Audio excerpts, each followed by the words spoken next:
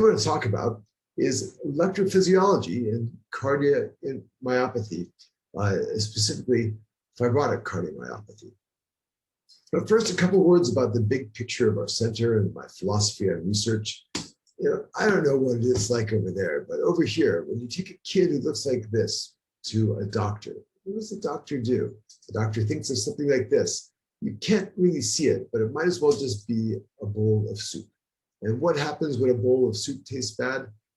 Well, when there's something rotten in the soup, you don't just do this. You don't just add salt to the soup and expect the baby to feel better. We look for remove the pieces of the soup or the noodles or what have you that might be rotten. And similarly, we view the breakthrough therapies of the 21st century as needing to account for structure. Now, our center has a vision, and something that inspires me is that this vision is tied in with a long history in science of breakthroughs in biology and physiology and medicine being associated with breakthroughs in physics. And this goes all the way back to the early invention of the light microscope.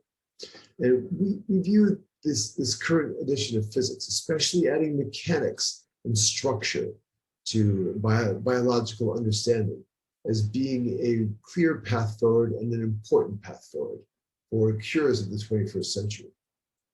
Now, our center is focused very strongly on three main questions. These three questions are: how do cells feel and sense what's around them? In the case of cardiomyopathy, we'll show that they feel mechanical forces and electrical interactions with neighboring cells. How do cells adapt, and how do they remember these stimuli? Anyway, let's get to the main topic of our talk here, which is the heart. So the heart pumps. It has a structure that is run by cardiomyocytes. The cardiomyocytes are what are known to be active electrophysiologically. They have conductivity and they're contractile. And then there are fibroblasts, which regulate the structure of the heart. And they lay down collagen and secrete soluble factors. And they can participate to a limited degree in the electrophysiologic function of the heart. Now, here is a big mystery. When you exercise, it's good for the heart. What happens when you exercise? You sweat, your blood pressure goes up, your heart rate increases, and it's good. The cardiomyocytes become stronger. But what happens when you see this person? The same thing happens. It's very strange. You see this person talking, you sweat, your heart rate goes up, your blood pressure gets high.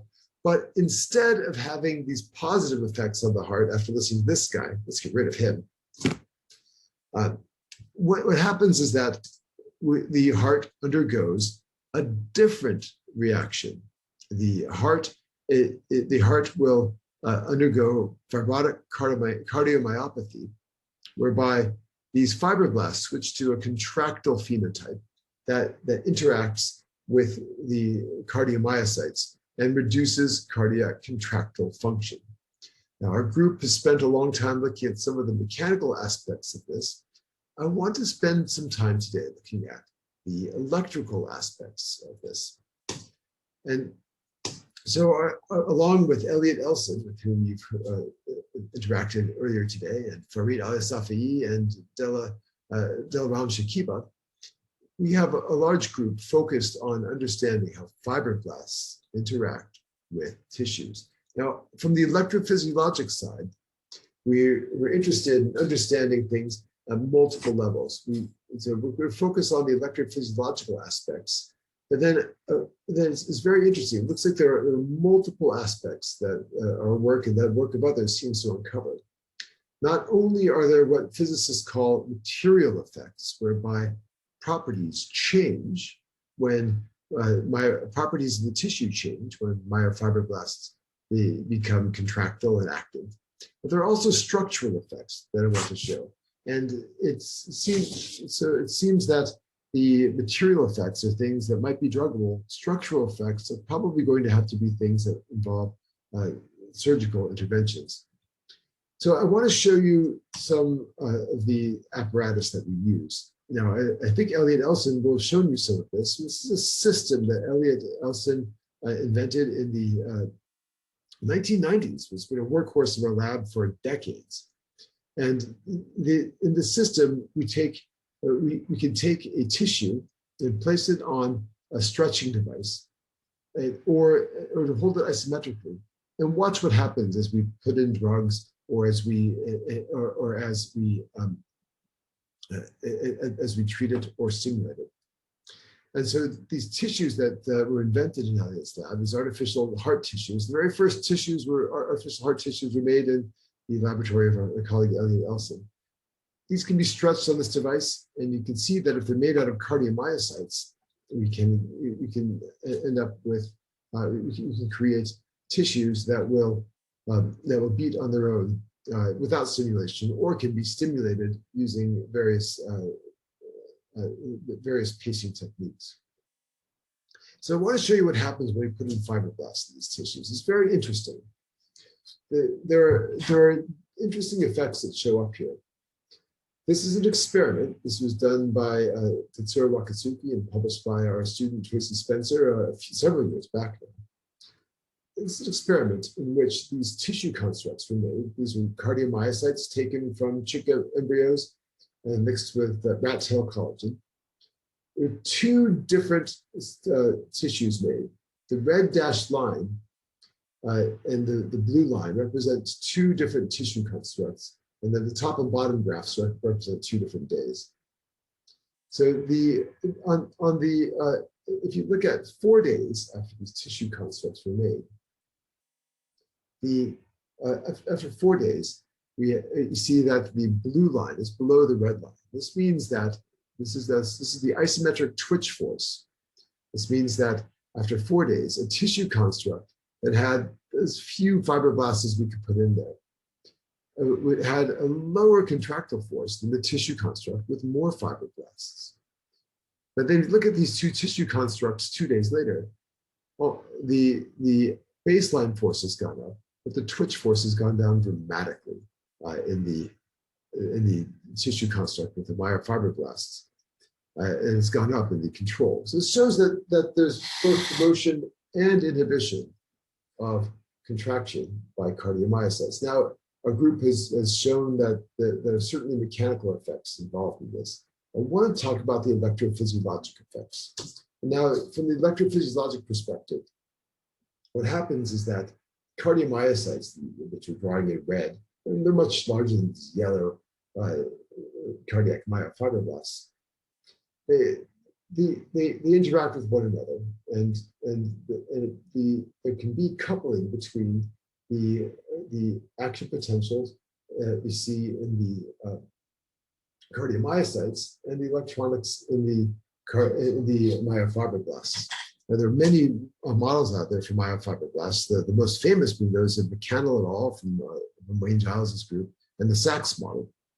But the big picture is that the voltage on the outside of each one of these cells is affected by the voltage in the membranes of the neighboring cells, the cardiomyocytes and the myofibroblasts. So we put together, and others have done similar things. We put together a series of models in which we have the fibroblasts coupled to cardiomyocytes in this way. Now, you've probably seen some research in this character before, but the bottom line is that we just keep track of conservation of all ions as the cycles progress. We put in models such as the Rowe-Rudy model for a cell, but here we've added in two things that others have not. The first is that we add in a contractile component. So we have that the myofibroblasts have a membrane current that's related to the potential and related to the conductivity of the ion channels, but then we throw in a factor that relates to the open probabilities of these ion channels. And we say that this is related to force. The second piece is that we add in effects of the soluble factor TGF beta. Now, the idea is that TGF beta downregulates the gene expression for T tubules, and so the baseline levels of calcium inside the sarcoplasmic reticulum will change as a function of the amount of TGF beta around. And we just keep track of this in terms of a simple factor, this alpha factor that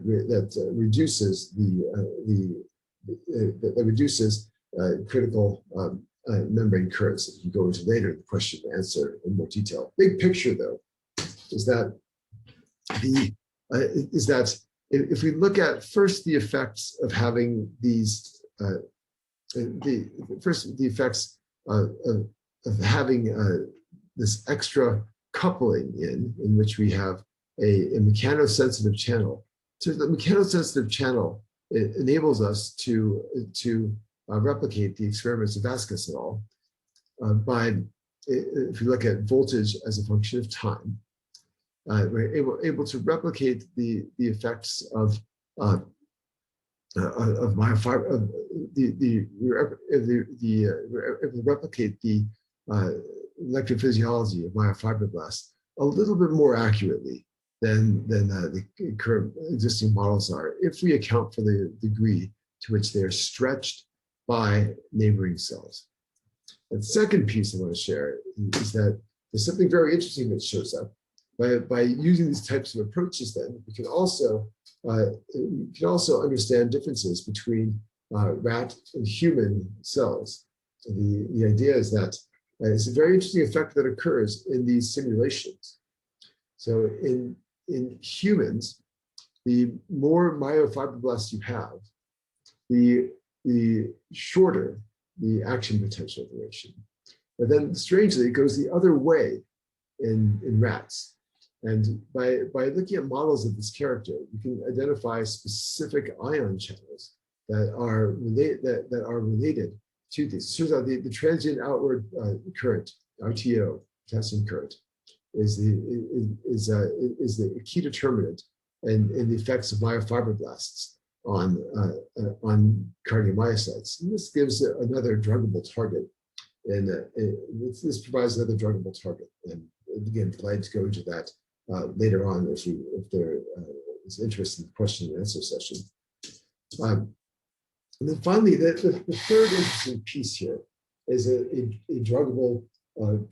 druggable component. It shows up by looking at these relations. If we add in effects of TGF beta, it turns out we're able to replicate the experimental data of Cowler. So in these experiments, we look at voltage as a function of time, and as we look what happens in these tissues, you see that as the amount of TGF beta to which a cardiomyocyte is subjected increases, the action potential duration increases, and there's a slight increase in the magnitude of the peak voltage. And similarly, so by simply accounting for the combination of these mechanical effects and these effects of TGF beta, we're able to replicate these curves with reasonable accuracy. So this suggests that TGF beta as well is a druggable target in the effects of myofibroblasts on cardiomyocytes. Then the last piece I'd like to discuss is that coupled with these druggable effects, there are some decidedly non-druggable effects that arise. Now, this is just with very simple passive myofibroblasts, so throwing away the active models, such as the Mechano and Sachs models that we used in the previous simulations. Just looking at what happens when you have myofibroblasts tied in with cardiac cardiomyocytes tied in with cardiac myofibroblasts. And the and then these tissues are paced at one end, and we watch what happens to conduction as the conduction reaches the passive cells. This is so. Here's an example of one such simulation. Here, you can see the fibroblasts start off at a different potential than the cardiomyocytes, and you can see that as the action potential front runs into the passive cells, the front breaks apart a little bit with a small amount of fibrosis. These randomly placed cells, the randomly placed cardiac myofibroblasts, slow down the conduction to some degree. Then, however, as they become denser, things like this occur. This is now an island of myofibroblasts, things that we can recreate in the lab as well. And you can see that there are these substantial effects that show up, whereby a larger structural effect. Let's play that again. A larger structural effect causes almost a turbulent whirl behind this group of myofibroblasts. So if you look at what happens as you increase the numbers of these myofibroblasts inside cardiomyocyte, now just putting them in randomly, and this is now looking at the volume fraction as opposed to the cell fraction, volume fraction of myofibroblasts. You see that myofibroblasts never actually help out electrically. They typically they continuously drop down drop the voltage until a certain threshold is reached. Now so these regions shown here are 1 point to 2 point bounds. So arithmetic and geometric means of the conductivities of the two cell types, and then the Hashim-Strickland bounds, which is an estimate from homogenization theory. It shows a very nice estimate of these simulated results up to a certain point. So early on, there's just a linear decrease. This passive homogenization tells us what happens.